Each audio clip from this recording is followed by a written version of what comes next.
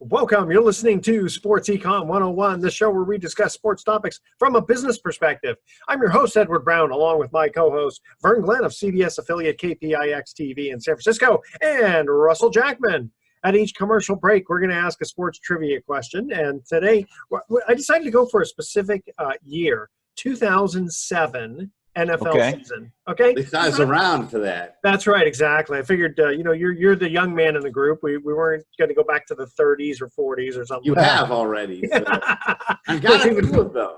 Vern and I werenn't around in the 30s and 40s either, but I'll bet we could name some of the stuff from the 60s, though. Right? Even from the 50s, Dick Night Train Lane, right? I'm lucky enough. I think you'll have to hit me on wrestling stuff. Yeah, well, we've had enough wrestling for a while, but we'll have some wrestling stuff again. So I wanted to, when we get back, we'll talk a little bit about baseball. I wanted to find out if they were talking about doing fan noises, because the cardboard cutout. I was there. I've been at the Coliseum and I've been at Oracle Park. I have seen and heard fan noise, the music pumped up. I can tell you all about that. Okay, we'll definitely want to talk about that. And then what's going on? The NFL is cutting the entire preseason. How about that? Yeah, that was what the players wanted. Going to miss it. Yeah, so the first few games will, be like a preseason, even though it'll be, it'll count. I think that's fine. No big deal. And then talk a little bit about a couple of the Giants players and the manager for the first time taking a knee. Thought that was kind of interesting. I have a little comment about that. And let's see, this segment of Sports Econ 101 is sponsored by Pacific Private Money, providing mortgage investments that are currently yielding over 7.5% secured by real estate. Doesn't get any more conservative than that. By the way, they were the first ones to do a blockchain combination securitized loan. What is that? That's where they package a bunch of loans together and then they sell them, and then the Wall Street boys sell securities based on that. It gets a little complicated, but anyway, that's for another time. Stay with us. Sports Econ 101. I'll be right back. Welcome back to Sports Econ 101. Edward Brown here, along with Vern Glenn and Russell Jackman. So, Vern, you said you were at the first game last night. Well, yeah, I was there, and I was there the day before just to kind of check it out, and it is definitely different in attendance there. First of all, there's the only fans you see are flat cardboard cutouts that you can pay for as low as $49 and as high as $129 for the year to have your likeness right there in the stadium. And also, there are two tents that are in the stands behind each dugout, and that is where players are seated, socially distanced apart. Bullpen guys, bench guys, whatever. That's where instead of a traditional dugout. Now the managers, they're in the dugout, just kind of at the top of the steps, kind of observing, watching, trading in signals and whatnot. And then it is fake crowd noise. Everybody's wearing a mask. Not the outfielders. The outfilders don't have to wear them. No, they don't have to. I think it's kind of an optional thing, but most of the hitters were wearing masks. Yeah, because I'm thinking if I'm an outfielder and I got to run a long way, having that mask is going to. They don't have to. Yeah, they have social distance. So let me ask you something. Apparently, they're pumping in fan noise in the baseball games. Yep. Now, is it only for the home team? No, it's for both teams. No, it's for both teams. If there's a hit, if there's a fly ball, you hear the crowd noise, and then the noise, and then as soon as the ball is caught or whatever, or the runner reaches bases, then they lessen the crowd. And they have ambient crowd noise. They have ambient crowd noise. It's never totally silent. No. Oh, no, it's not. Okay. Yeah, I was gonna say. I bet that would kind of, for the veteran players, that might throw them off a little bit if it was totally silent. I think it was kind of cool. I mean, it's okay. It's all right. Yeah, deal with it. I didn't miss the crowds as much as I thought I would. I actually did not miss the crowd activity. Now, from a TV standpoint, are they focusing in on any of the cardboard players? Because they do every so often. Oh, every so often, yeah. They have them all behind home plate. There's a lot of people who bought. Because otherwise, how would you ever see yourself? The whole idea to buy a cardboard cutout is to eventually see yourself on TV, isn't it? Well, not really. I mean, it's just to kind of share in the excitement of being as close to the game as possible. And there are celebrity cutouts seated in the stands. I mean, Tony La Russa was there last night. I mean, there's yeah. I mean, it's pretty cool. Did they give you the cardboard cutout at the end? I don't know, No. but No? La Russa was there. Dennis Eckersley was there. I mean, there's No, you pay for the cutout and you get it there for the whole time. But Yep. then after the season, what happens to it? I don't know. After the season, you get your own cardboard cutout. Yeah, that's what I was wondering. Okay, yeah, so at least you get something. It's funny. My wife did that for my 40th birthday because she knew I was a baseball fan. That she had these really? She had these cardboard cutouts of Mark McGuire's body and my face. Oh, is that right? It was Nice. funny. Kept them for a while, and then it took up too much space in the house. I think for those that were playing in the A's Coliseum, having cardboard cutouts wasn't really different from the kind of fans that they normally get in attendance. That was the joke. Third baseman Matt Chapman was made. He goes, "Hey, we're used to not having much of a crowd anyway, so I mean it's no difference for us." Be a little different at Oracle tonight. When Yeah. they're there. Yeah, So, yeah. I was going to make a comment about this because apparently, some of the Giants players and Gabe Kaplan, the manager, took a knee before They the did. football game. They Now, did. I thought what I thought was interesting when I looked at some of the pictures that they had. I was just looking at like Yahoo Sports. It was interesting. They had one player. He had his hand over his heart as he took a knee, and I kind of looked at that and I thought, that's kind of cool because he's sort of like showing respect for the flag, Yes. but he's making a statement of. I really don't like this police brutality thing. brutality But, against people of color. Yeah, I mean, I was not. Yep. I was not upset or offended. I actually thought it was really cool to see that because it was sort of like, again, he's not being unpatriotic or anything like that. He's basically kind of doing both at the same time. I didn't think it was hypocritical at all. Yeah, I don't. Well, as we all know, and we've beaten this like to death. I mean, it is nothing about being patriotic. It is nothing about the flag. It is all about racial and social injustice against people of color put on by police brutality against blacks. That's what this is all about. Got nothing to do with the anthem or the flag. Well, what's interesting is, you go back to Kaepernick, who pretty much started this thing. And, He did. Yeah, and if you think about it, he was like made out to be the evil person, and now it's like it's sort of Some people. I mean, most people. I think the majority of people I think some extremists saw him as an evil person, but I think a majority of America actually looked at what he was doing and said, "There's nothing evil going on." Well, I didn't mean to say that he was evil, or that taking a knee was evil. Maybe that was a bad word, but he was looked at as kind of the bad guy, right? I mean, think about it. He stopped playing football after that, not by his own volition. He was already a bench player at that time too. He didn't give up a Yeah, starting. but I mean, he still could have, he could have easily been traded to any team and that sort of thing. But there was just too much ruckus going on in the country, with regard to the football and what would happen in the locker rooms. And, a lot of owners just didn't want to take on, I think a lot of owners just didn't want to take on that extra hassle of what this could mean on their team. Don't you agree? Well, let's just put the rat on the table. People just didn't get it. They didn't understand why he was doing it. They just saw it and just made a knee-jerk reaction. And just like anything else, it just spread like wildfire. And then all of a sudden he was toxic and nobody wanted to touch him. It happens all the time. Yeah, exactly. Yeah, no, that's true. Before we cut to the break, wanted to just mention also about the NFL cutting the preseason. Yeah. What do you think? Nobody is going to miss it. Yeah, I agree. No. I don't know a single football fan that I've ever met in my entire life who likes the preseason. It kind of went the way of the Pro Bowl.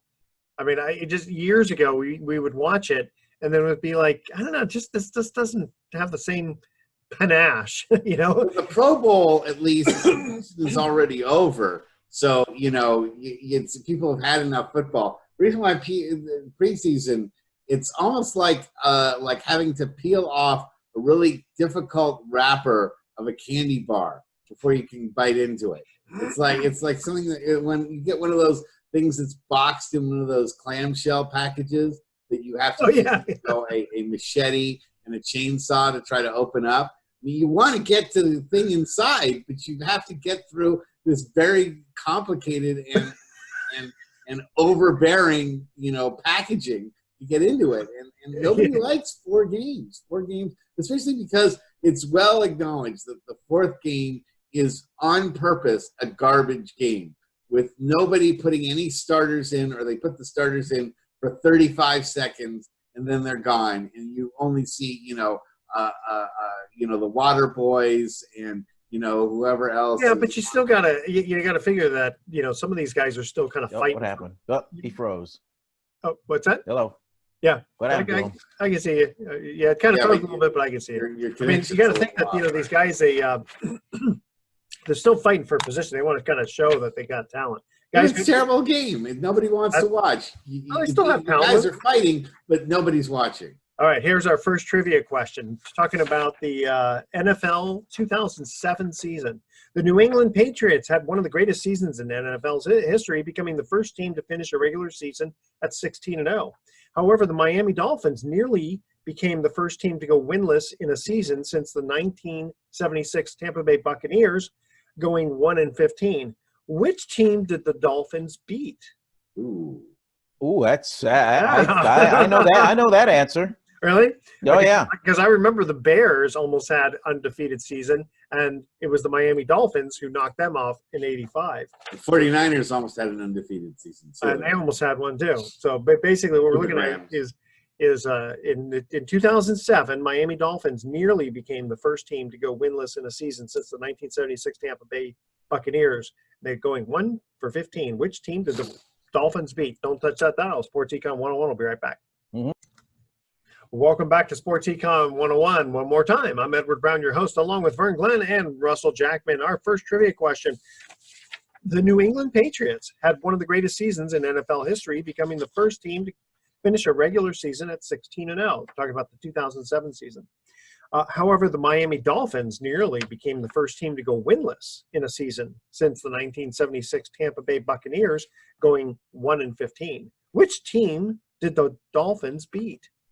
That would be the Baltimore Ravens. That is correct. Yeah. I remember that because I still have cronies in Baltimore, and so when that happened, I sent a couple of texts about, hey, what's going on? You can't win an overtime game against these guys. But that's kind of how it goes in this wacky world of pro football. And then didn't the Lions have? They ran the table, yeah. Yeah, they ran the table, yeah. Between 2000, I don't remember what year. And the Browns, we had the Browns too. Oh yeah, that's right. Go home in 16. The hapless Cleveland Browns. I remember that 76 Tampa Bay Buccaneers team. Boy, that was kind of fun to watch. I gotta say, there was so much bumbling going on. Yeah, John McKay was the head coach of that at that time, and John McKay. He was the former coach at the USC at the time. Oh. Then he took the job at Tampa Bay, and those added a lot of gray hairs on his head, but he knew it was coming. Speaking of gray hairs, how many gray hairs do you think Dan Snyder has now? Ooh, wow. Thanks to what's been going on. Yeah, that's something. Yeah, and we're still waiting on an official nickname for the Washington franchise. They're talking about Red Tails or something like that. Yeah, I've heard that. I mean, but I'll shake me, wake me when they make a decision, and then we'll figure it out. Yeah, I was reading a story about the actual logo. They changed it from an R to the face of a Native American, and apparently the guy's family was really honored that they would use his likeness. Mm-hmm. The article didn't say anything about them being upset about the name Redskin, even though we all kind of look at it as that's that's not a happy. That was a derogatory term during the the 1800s and going forward. Well, like we said last week, I mean, Snyder, he fought it and fought it and fought it to the death, but when the sponsors started pulling out, when the big money started pulling out, then hey, that was the message. Boy, I better act. But what I wanted to talk about was the sexual harassment allegation. Oh yeah, the 15 women. Yeah. Yeah, that's It's one thing when it's he said, she said. But Yeah. it's another thing when it's he said, they said. Yeah, exactly. 15 of them. I mean, And that's when you get that many people, assembling out to say, you had a whole, basically, a culture of sexual harassment going on for how in many years? Washington, D.C. It's like 20 years worth, wasn't it? Yeah, that it was not something that was just somebody, giving a pat on the butt or something like that. But it was really ingrained in the DC. The entire, franchise was just, dripping with sexual harassment. I really think that the NFL, in its own interest, should make Dan sell the team. Yeah, that was my next question. Yeah. Legally, Mr. Jackman, can that happen? Can they make him sell the team? Yeah. Now the NFL has never done it, but they certainly have done it in other sports, like what we saw with Donald Clippers. Sterling. Yeah, but wasn't the Carolina Panthers owner Richardson? Wasn't he forced to sell the Carolina Panthers? To sell or not, or I don't know if he was forced to sell or that they were putting pressure on him and he went ahead and sold it anyway and just said, I want to be out of this thing. I don't remember exactly the details. And then we had the George Shinn situation in the NBA, with the Hornets. With he was caught in a corruption scheme, and the NBA took the ownership away from Shinn. What kind of? Well, what about the LA Clippers owner? Yeah, with all those racism, and he was forced to sell the Clippers. Yeah, there's Sterling, but Shinn was also for economic. Shinn was fired or removed. I mean, it's a club. It's when you go and you zoom out from it, yes, it's a business, but it's still a club that the membership is something that is decided on between the other members. Well, it's sort of like how they've told the players, if you do something detrimental to the team, you get fined or suspended or whatever. So it's probably the same thing within the ownership. There's probably rules of conduct, aren't there? Yeah, there is. Although I don't know why Robert Kraft somehow has gotten a free pass on everything he's ever done. But and then there's I think back of like Georgia Frontiere and how much the NFL wanted to get rid of Georgia Frontiere as owner of the Rams. I think the general consensus was, well, she's old, she's going to die eventually. Well, the same thing with the Reds owner, Marge Schott. Yeah, Mark. No, they took away her ability to manage the team. Yeah, they removed her. She was still owner, but she was not allowed to have anything to do with the day-to-day operations of the team. So that's interesting. I wonder if they could kind of do the same thing with the Redskins owner. Right? I mean, you retain ownership, but you don't have any, other kind of power. It's just that Snyder I don't know how much involvement he has in the day-to-day operations of the football team, other than owning the outright team. I think he hires the football guys to run the team, but he's still technically the face of the franchise. But he's so disliked among all the NFL brass and all the people that are involved in the NFL that I don't see. I mean, that's one of the reasons that some of these guys are able to survive, like a guy like Robert Kraft, is he has a modicum of respect among the other owners, but Snyder does not.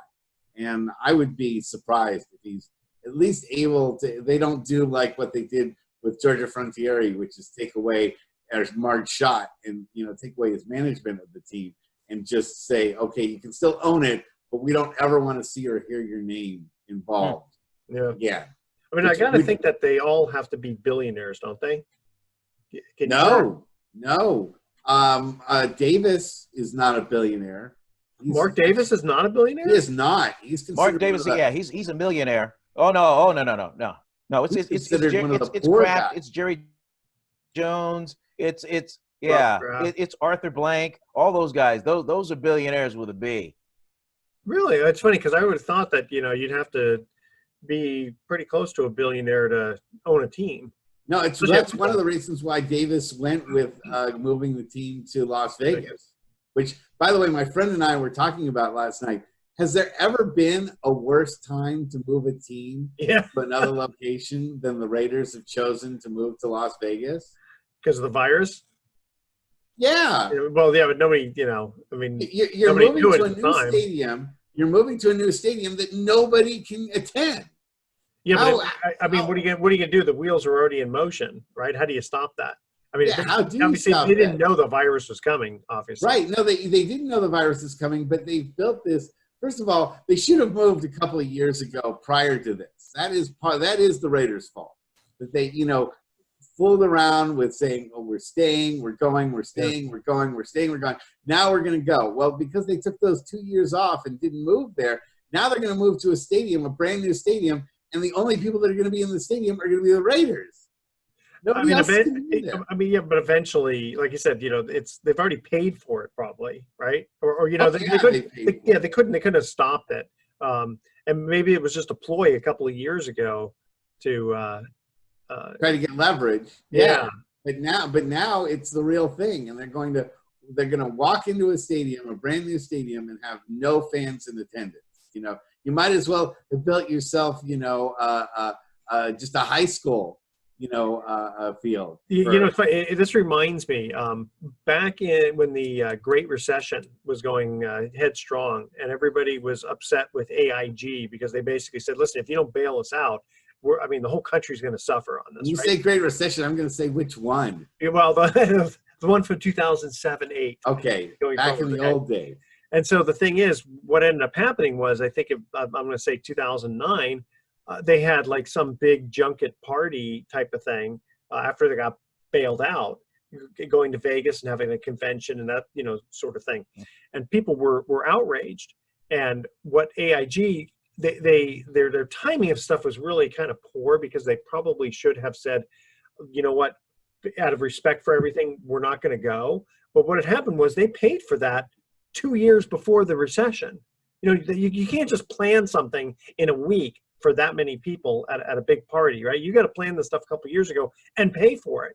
So, but the thing is that it was the whole idea of, wait a minute, we're bailing you out, and then you're going to have this big, massive party at costs of X. But it's like, well, what were they going to do? Mhm. They couldn't get the money. Yeah, well, I know they couldn't get back the money, so they just thought they'd enjoy it. But again, that was the problem. Is from a political standpoint, promotional standpoint, it didn't look back. And which, by the way, that AIG, they borrowed money from the government. Basically forced them to borrow this money. They got, the government invested in them. AIG paid back all of the money plus interest. So it was an investment by the government. The government did not actually bail them out. All right, I learned that from someone on the inside. All right, here's our second question from the year 2007 NFL. Randy Moss broke Jerry Rice's single-season receiving touchdown record, but didn't even lead his own team in receptions. Who led the Patriots in receptions in 2007? That's our trivia question.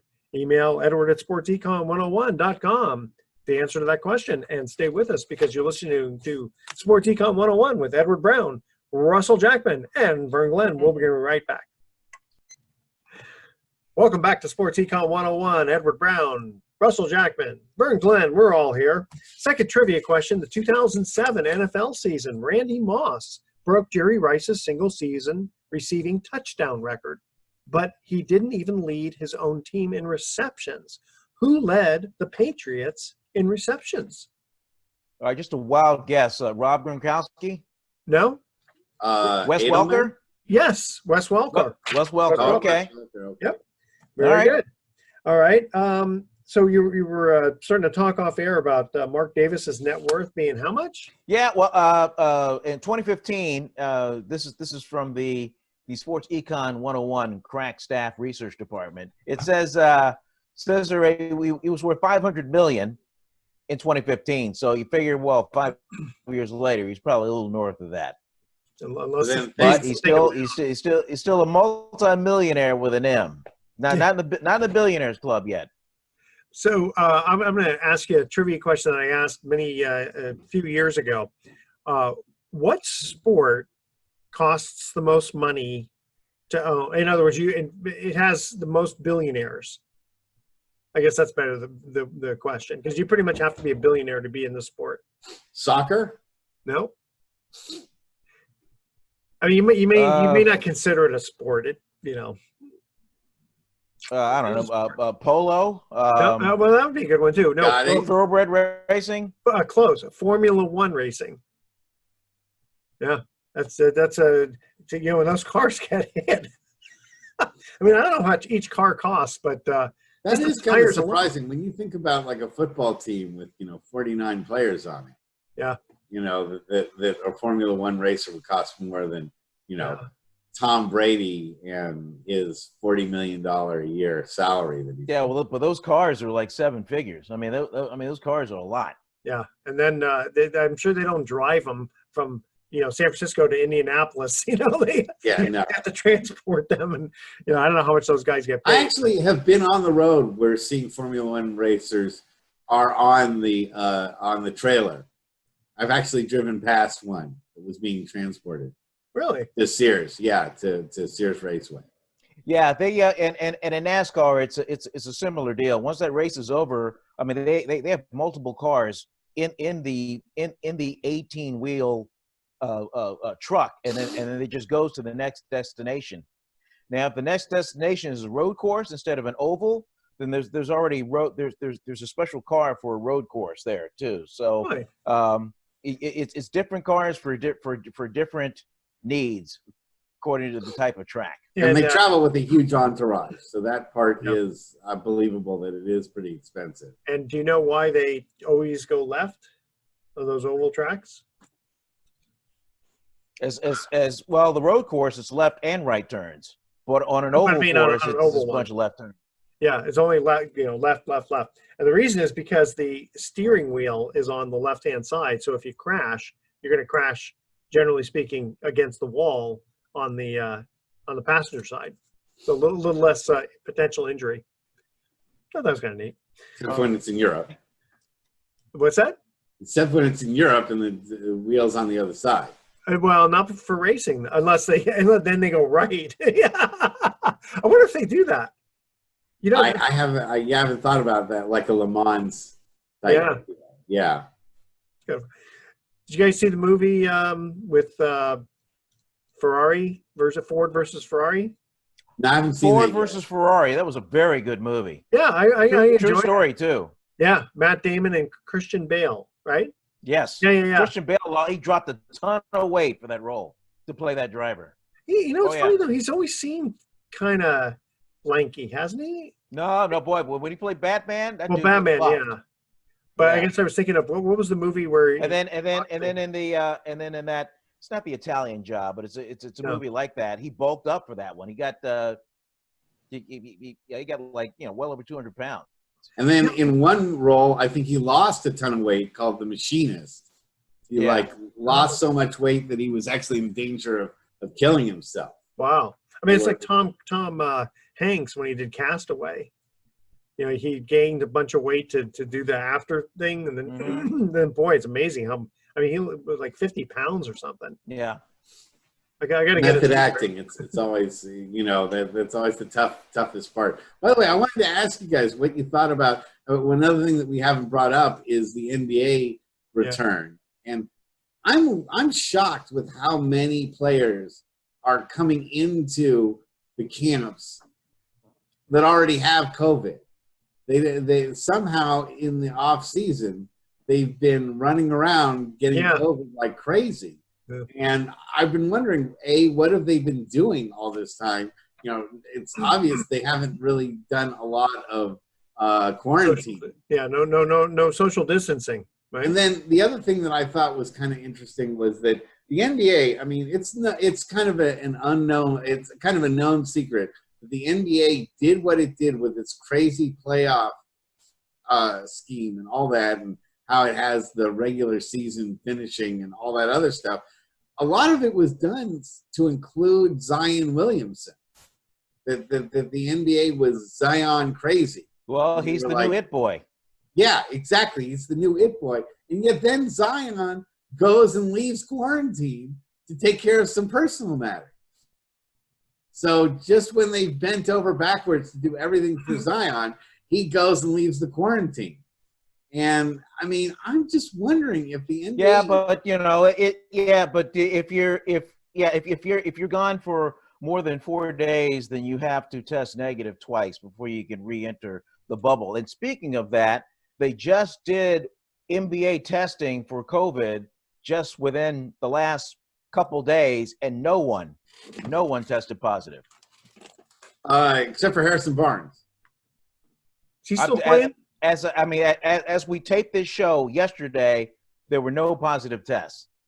Okay, well, the ones that they know are already out, but I know that Harrison Barnes got flagged with COVID. I mean, maybe right before those tests were done. But have any of the NBA players had like severe reactions? No. I mean, in fact, there was just a story the other day that Jack Nicklaus came down with COVID. In March, he and his wife.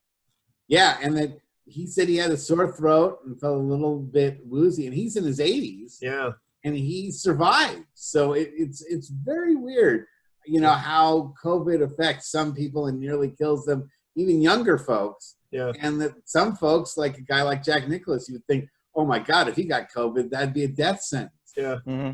And he survived. So, but I guess some of this other stuff is, even if again it's not affecting the person who has it. Let's say Harrison Barnes, okay, but him spreading it to other people whose immune system is not that strong. That's really where it seems to focus in on. Not just yourself healthy, it's everyone else. You don't know who, if they get it, is going to be severely affected by it. So you have to assume that it's deadly to everybody that gets it because you don't want it spreading. But it is amazing to me how many players. I mean, like about a third of the Sacramento Kings roster came down with it pretty much. You had have you? I mean, I don't know if any doctors, I haven't heard this at all. Have they said anything like if every single person were to, do the protocol that they're supposed to, stay home? Let's just say stay home. Did they give it like a timeline of when this? Yeah, they said it could be done in 2 to 3 months. Wow, it would be gone. That's pretty hard to stay completely isolated, for 2 to 3 months. And we're doing the exact opposite, and that's why the numbers keep rising. I just had to go and file for my kids to be distance learning for the remainder of the conceivable future when school starts up next month. I mean, we're going to be stuck in remote learning pretty much the entire time, which my son likes, but my daughter does not like it. No, it is social interaction. Yeah, my daughter just found out that she can do graduate school remotely, and we had just signed a lease for her. Ooh, last week. Landlord somehow was able to be cool about it. It was one of those. The landlord was pretty cool, and actually, they didn't just say, "Gee, that's okay." They basically said, "Okay, well, we'll try to rent the unit out for you," and within about 4 or 5 days, they were able to do that. So now, Vernon, what about your kids? Yeah, Vern. What about your? By the way, I looked it up. Harrison Barnes has rejoined the Sacramento Kings. Okay. Wow. So okay. Everything's all playing. That was fast. And what about your kids? What's the? My oldest is going back for a senior year, and the issue is the middle one, and USC and Los Angeles, which has hotspots all over the place. So that we're still kind of my thought is that he's going to stay here for the fall semester and then go back in the spring. That's what my gut tells me today. Gotcha. And for my daughter, she's going to learn, do the learning part of it at home, but she'll be theoretically graduating next year, and so do we fly back for what would be graduation for graduate school? I mean, we pretty much left it up to her to decide. Right. Yeah. Because I mean, it's kind of, there's something about graduating from graduate school. It's not the same, because it's only a 2-year program, but it's kind of neat to get the hood. It's kind of neat to be, the master's program and all that. So guys, let's see. We have just a couple of minutes before we have to cut to our break with our third trivia question of the 2007 NFL season. Which will be kind of an interesting question. Again, you guys thought these would be like softball questions, huh?